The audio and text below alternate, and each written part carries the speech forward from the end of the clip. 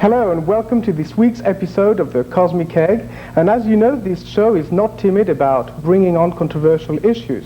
This week we have rather interesting information to share with you and a very, very controversial figure. His name is Vladimir Terziski, and he is here joining us to impart on us an awful lot of information. So Vladimir, welcome, and I'm very glad that you managed to make it. Thank you very much for your invitation. Now, Vladimir, I've looked at your credits and I'm terribly impressed. In fact, looking at what you've done in terms of education, I'm really surprised. Here you have a Bachelor of Science in Physics, you have a Master of Science in Electronics, and the list goes on and on and on and on and on. You have brought on to me an awful lot of information about about Nazi Germany and the technology that they had in the 40s. Now, I am absolutely astounded by the information that you have to share with us. You have brought on pictures. Could you please tell us about these pictures and what they actually are telling us?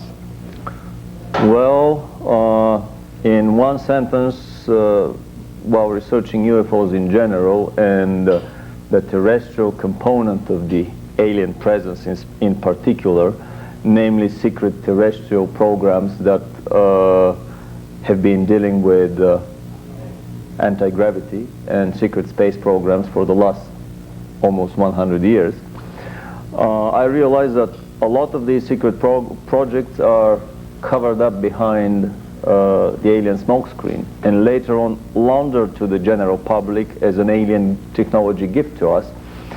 And in order to pull the carpet from under the feet of the government, or let's call it the party line American ufology, I've been doing research on Nazi UFOs, on the 50 or more basically different models of craft that the Germans built before and during the Second World War, powered by every engine that was in production in Germany at that time, by piston engines, Wankel engines, turbojet engines, ramjet, pulse jets, rocket engines, and the final and most advanced models were powered by electromagnetogravitic drives. These are the most, basically no moving part drives. But in order to convince someone that this massive research and development conspiracy, let's call it, and this secret space program run by the Germans has been on for all these years. Actually, the persistent rumors are that the Germans landed on the moon and Mars before the war ended. And later they were followed by many other secret programs, but we will talk about that probably in a future show. The Russians and the Americans landed on the moon and Mars in the late 40s and early 50s respectively. An Italian team landed on Mars in 56. Many superpowers have been actively pursuing secret space programs based on anti-gravity propulsion. But in order to convince someone of the existence of this massive research and development conspiracy, one first has to be convinced of the existence of political and economic conspiracies in this world. Here I have a few little books that are probably the best introduction into the field of economic conspiracies. None there called Conspiracy and the Fourth Reich of the Rich by Des Griffin. One of the best books on the New World Order conspiracies and secret government projects is Bill Cooper's book, Behold a Pale Horse. There isn't much time for further political conspiratorial introduction, but behind the political conspiracies are the scientific conspiracies, or the secret sciences of the hermetic societies and brotherhoods that for thousands of years have been practicing endeavors that are considered science fiction by the general public. This is a book about flying devices built in India 4, 5, 6,000 years ago. In my research, bibliographic research, I have a vast collection of several hundred books on this topic, and these are some of the most interesting ones relating particularly to German secret weapons. Okay, so in this book that you just brought on, you talk about Germany already. Does this actually mention that Germany, before the Second World War, being involved in very, very advanced technology? Yes, actually these books mention a lot of extremely bizarre, almost science fiction military technologies. And the first book that mentions particularly the first several models of flying saucers that were built in Germany is the book Intercept UFO, or Intercept But Don't Shoot, by Renato Vesco. Now, Renato Vesco, was he part of the Mussolini government? Renato Vesco was actually a very leading figure in the Italian research and development effort. He was the research and development boss of the Italian Air Force.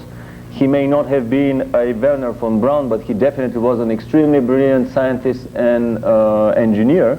And besides that, Italians and Japanese were regularly briefed on all secret German developments during the war. So after the war, when he wrote the book, he knew exactly what he was writing about. Actually, he wrote and discussed in great detail the first several models of flying saucers that were built in Germany. This is the turbojet-powered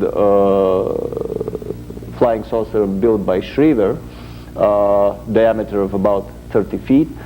And the joint project, this was the first operational interceptor fighter saucer that was built by Belonzo, Miete, and Schriever. A very interesting fictional history of the German flying saucer effort are these two books by Harbinson, Inception and Genesis, written as documental fiction, but in my opinion they just show the basically the very first level of this tremendous research pyramid that happened in Germany. I have some photographs that were extremely rare to find. Many of these were pulled out of German libraries by our research associates and friends. Most of them are impossible to find in the United States. The third model that we talked about is a very interesting photograph done in 1952 over Mount Rainier in Washington State. And in my opinion, this is a flying Kugelblitz, or ball lightning, automatic anti-aircraft weapons platform that was captured by the Americans and test flown secretly from bases in the western United States and northwestern Canada. Later on, through German sources, we have discovered not only turbojet-powered craft, but these are rocket-powered craft with rocket engines of the V2 type. And the subsequent model of Miete, these two craft had an exoatmospheric capability, and they could easily go in orbit around the Earth. This is a very interesting drawing of a saucer-type dreadnought, a 60-yard diameter, this is about 200 feet diameter, interplanetary craft that has huge sleeping compartments. It is basically 10 stories tall. Drawings were published in Germany by a little secret society there. What would have been the purpose of that Schriever flying disc here? It had definitely an interplanetary objective, because a flying saucer that can circle the Earth in 1.5 hours does not need sleeping compartments. You don't have to sleep between your during your flight. Basically, the longest distance you can travel around the planet is 1-2 hours at the most. Right. So obviously sleeping compartments on such a massive scale would be needed only for a craft that would land on the moon, that would stay there for a long time and come back. So you're actually saying that the Germans pre-World War II were refining the technology in order to actually travel to a different planet? Exactly. These two models are capable of going in orbit around the Earth and probably going in an extended elliptical orbit toward the moon. This huge craft is capable of getting into orbit around the moon and landing on the planet. And These were actually the most primitive of the models that the Germans built. 2 months ago, I received, through some private channels, a secret documentary film made by the German secret society, the Thule-Gesellschaft, something like an equivalent of the Illuminati society here. The title of this documentary, 2-hour documentary film, is UFOs, the Third Reich Strikes Back. This is the emblem of this secret society. They were basically the ideologues of the Third Reich. Talking too much about Germany, I would not like the discussion to be considered as an apology of the German success. What the Germans did to millions of hapless victims in World War II, I mean, they earned enough karma from themselves to last them for this and many subsequent lifetimes to come, for these of us that believe in karma. But once these things invented, they were shared later by the superpowers. They cannot be disinvented, to use Daniel Bell's interesting One thought expression. keeps coming back to me, and that is almost world supremacy. I'm looking at this and I'm going, what's the incentive? What's the reasoning behind trying to refine such technology? Well, it gives man an ability to go to the moon, to explore the planets of the solar system, to go beyond the solar system. Some of these larger crafts were definitely able to go beyond the solar system, as we shall see very soon. The first row of photographs, actually this is a very small part, this is maybe a third of all the documentary photographs shown in the German documentary video. These are interceptor fighter craft of the Vril series that have never been written about in any other source in the world literature so far. They were about 30 feet in diameter and extremely maneuverable. Their speed was almost 3 times the speed of sound. For them, Allied bombers and fighters were basically sitting ducks. Renato Vesco, in his book, depicts about 3 dozen attacks of flying saucers on Allied bomber formations with devastating consequences, and these all were attacks of the previous and more primitive craft. These craft were developed in the very last years of the war, 44, 45. This subsequent line here are the 25-meter diameter, which is about 75-meter diameter, 30 feet tall tank killers, the craft of the Honeybull type. We've never seen before UFOs with tank turrets attached underneath. Oh yeah. We see different models of tank turrets. Actually, these are standard issue turrets for the German Panther tank and the Panzervier tank. Later models developed in the 60s from the German colony on the South Pole, which is another very controversial issue. Admiral Byrd led an expedition to the South Pole in '47, trying to wipe out the Germans, but he was beaten very badly. In just 2.5 weeks he had to leave the continent because the Germans had perfected all these craft. On the bottom row we have the most interesting examples here.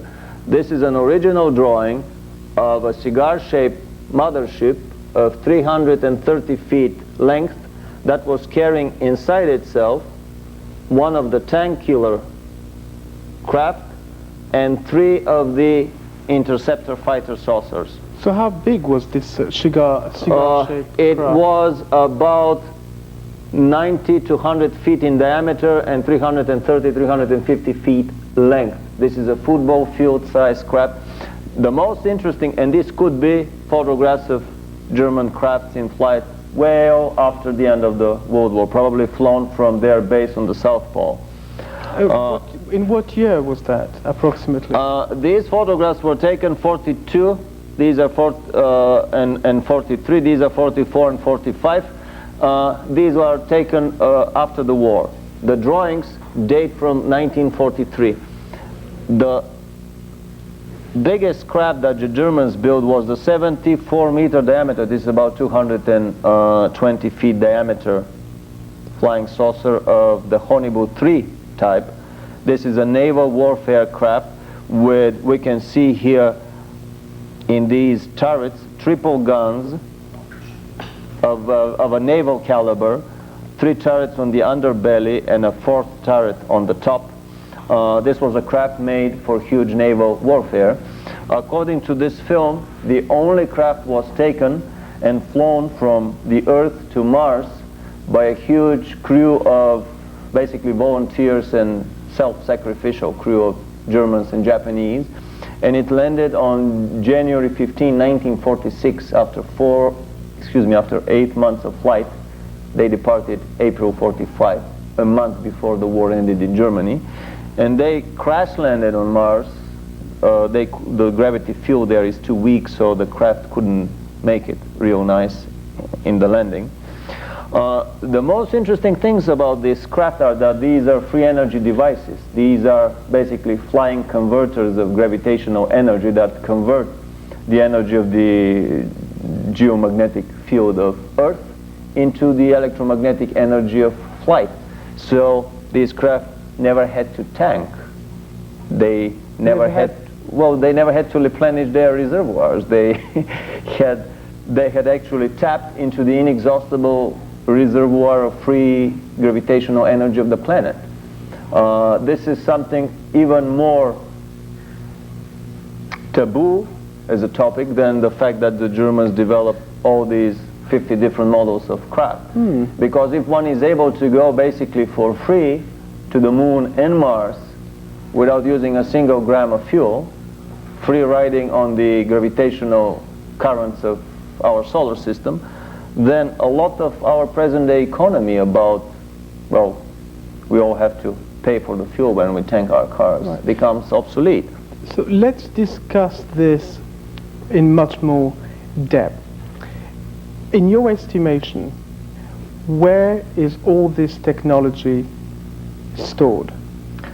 Well, Germans were not the first one to develop this technology. John Keely presented his anti-gravity flying bathtub, as if we may call it like this, a funny looking contraption. He sat on it, rose noiselessly, accelerated to a very fast speed and came back and landed in front of the stunned eyes of the War Ministry here in the United States in the 1860s. They said, well, we can't find any possible use of this device. Where was Nazi Germany? I mean, when did Nazi Germany actually come into play? There are persistent rumors that the Germans were contacted by one extraterrestrial race, as have been all governments of all superpowers all throughout the terrestrial history.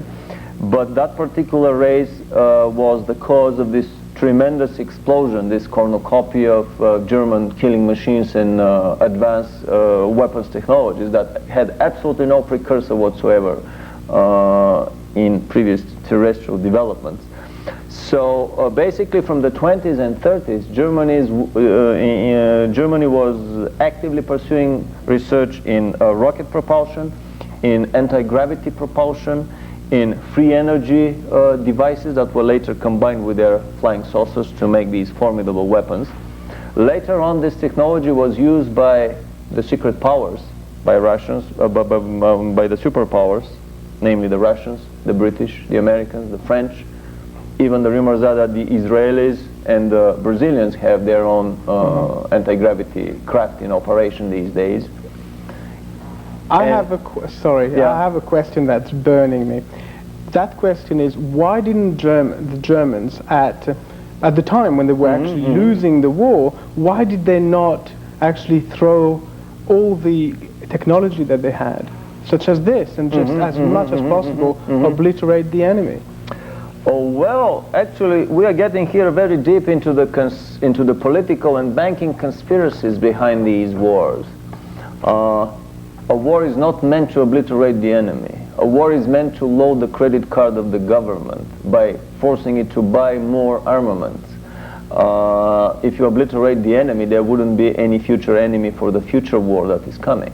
Okay. So basically, all these wars have been orchestrated and choreographed by the same world banking elite that has been funding both sides in a conflict. But in what way would that benefit Nazi Germany? Well, actually, from the mid-30s, the Germans were actively involved in their South Polar research. From the late 30s, they started building their underground bases on the South Pole, and by 45 they have moved, according to some rumors, from a few 100,000 to up to 1 million of slave labor and Nazi scientists and SS officers down there in this huge underground colony that later on engaged in space exploration and genetic research. According to persistent rumors, basically all the genetic research going on in the underground labs these days in the United States has been started in Nazi Germany. I know a very good movie producer who was working on one UFO documentary, and he saw in a military base here in the United States a documentary film, 30-minute film about genetic research on humans, crossbreedings between humans and animals in Nazi Germany 50 years ago in the concentration camps. So the South Polar colony had primarily its goals in space exploration and genetic research. So basically the Germans were saving all these devices for the defense of the South Polar colony, which Admiral Byrd learned unexpectedly that they had made an impenetrable fortress there. So why did we not find out about what happened to Admiral Byrd? Well, there's an interesting interview in an Argentinian paper. He probably gave that on his way back from the South Pole before the security lid was clamped on him, where he said the next World War will be fought with an extremely powerful adversary that has the ability to fly from pole to pole.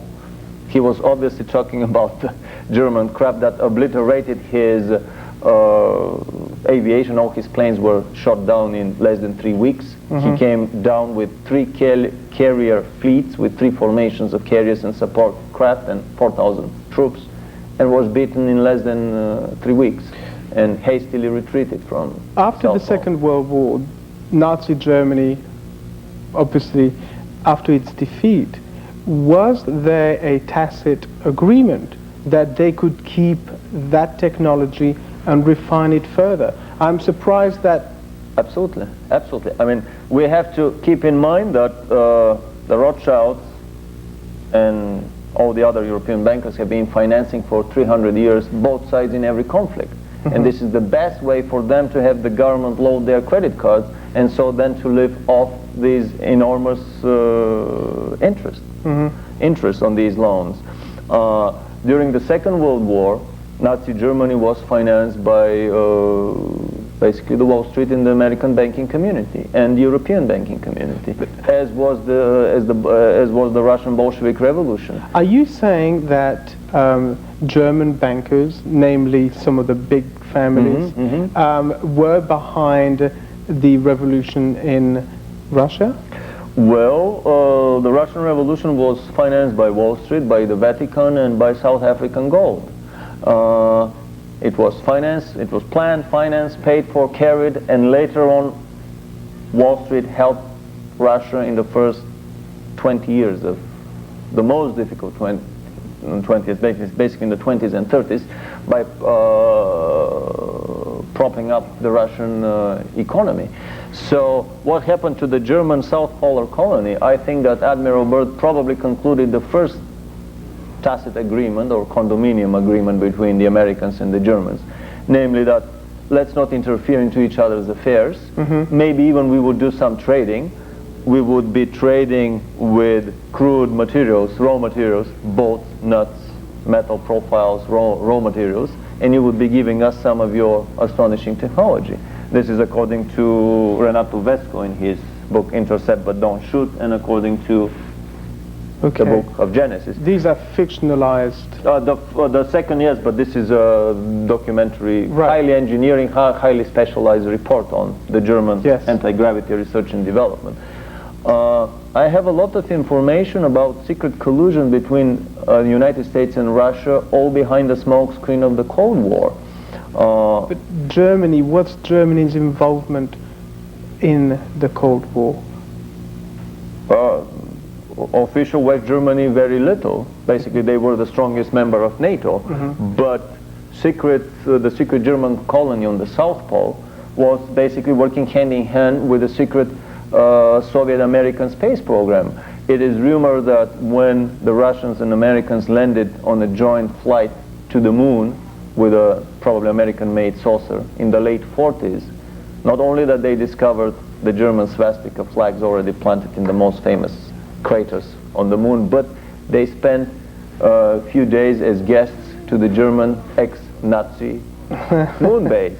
Yeah. So you have so much information, it's staggering. In fact, I'm absolutely overwhelmed by all the information that you've managed to share with us in such short time. And I would like to be able to invite you for further shows where we can go much deeper into how all this Nazi Germany involvement came about and where it's really taking us to ultimately. Actually, I have several videos that I've been selling for the last 1 year. Any one of the viewers that are interested in obtaining more detailed information and lengthy bibliographies, I have a bibliography that runs into the hundreds of volumes. We will have detailed bibliography. From that phone number at the end of the show, they can order some of these videos. I'll be making some new ones. Basically, it's a very interesting collection of documentary films and materials. Wonderful. Well, I'm really glad that you actually came today to share all this information with us, and I hope that we will go much deeper next time into all of this Next stuff. time I would like to talk about the secret Russian-American space programs, the landing on the moon in the late 40s, the landing on Mars in the early 50s. I even think that I have a documentary footage of the first joint landing on Mars. The film says that it was made in '62. I have a suspicion that it was way back in '52. Way back. A saucer landing by the two superpowers. Thank you very much. Thank you very much for joining us on the Cosmic Egg. And please write in, send us your comments, give us your suggestions, and thank you again for joining us on this show. Bye-bye.